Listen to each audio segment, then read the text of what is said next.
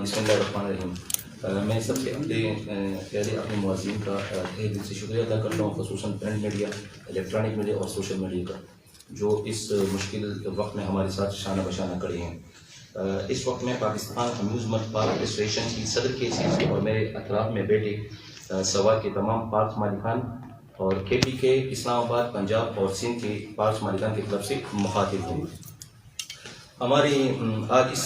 Press conference کا مقصد حکومت کی توجہ ان ہزاروں مزدوروں کی طرف دلانے جن کا گھر کا چولہا ان پارک کی بندش کی وجہ سے بند ہے۔ اس فارم میں یہ بات بھی واضح کرنا چاہتا ہوں کہ پچھلے لاک ڈاؤن میں ہم پارک مالکان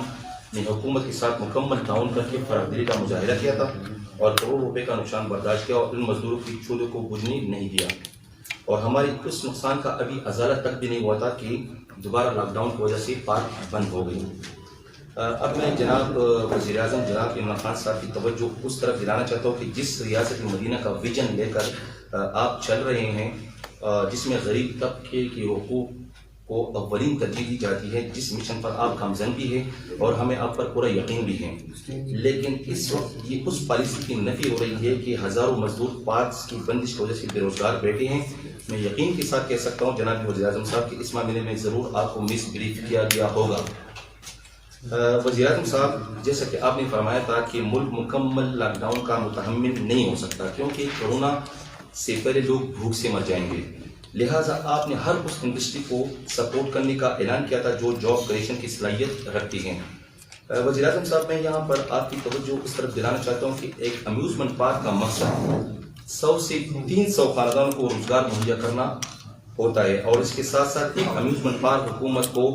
ٹیکسز، بجلی کی بل، گیس کی بل اور کرائے کی مد میں سالانہ کروڑوں روپے کا فائدہ بھی دیتی ہے۔ میں پاکستان پارکس ایسوسیشن کی طرف سے جناب وزیر اعظم عمران خان صاحب، تمام صوبوں کی وزیر اعلیٰ صاحبان اور اسپیشلی NCOC کے سامنے یہ مطالبات پیش کرنا چاہتا ہوں۔ جیسا کہ construction industry, tourism, malls, markets, restaurants, hotel اور بازاروں کو SOPs کے ساتھ کھولنے کی اجازت دی ہے، تو ہمیں بھی SOPs کے ساتھ پارک کھولنے کی اجازت دی جائے اور ہمارے ساتھ سفیدی ماں والا سلوک نہ کیا جائے، کیونکہ پارک تو ویسی بھی آؤٹ ڈور ایکٹیویٹیز پر منحصر ہوتا ہے۔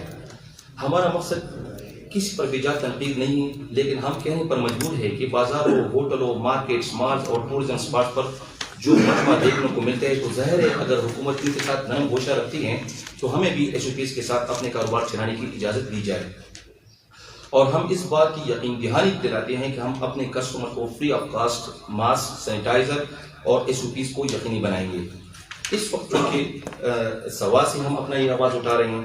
تو میں جناب وزیر اعلیٰ محمود خان صاحب سے ملاقات کی درخواست کرتا ہوں اور ان کے سامنے اپنے مطالبات پیش کرنا چاہتا ہوں۔ بصورت دیگر ہمیں ایک ایسے اقدام پر مجبور نہ کرے جو کہ ایک محب وطن پاکستانی کو زیب نہ دیتا ہو۔ اگر ہماری یہ بات نہ مانی گئی تو احتجاج ہمارا قانونی اور جمہوری حق ہے، اور ہم ہزاروں مزدوروں کو سڑک پر لے آئیں گے اور اپنی آواز اسلام آباد میں ایوان بالا تک پہنچائیں گے۔ اور آخر میں اس فورم سے سوشل اورینٹڈ آرگنائزیشن کا انوار کریں جس کو خالد ایوب صاحب پشاور سے ہیڈ کر رہے ہیں، جو کہ محنت کش مزدور طبقے کے حقوق کے لیے پوری صوبے سے ورکر کلاس کو اکٹھا کر کے جدوجہد کر رہے ہیں، ان کے ساتھ شمولیت کا اعلان کرتے ہیں، اور اس موقع پر ہم شادی ہالز مالکان ایسوسیشن کے ساتھ بھی اپنی حمایت کا اعلان کرتے ہیں، اور ہم ہر اس فورم کو اپنی آواز پہنچائیں گے جہاں پر ان مزدوروں کے ساتھ ہم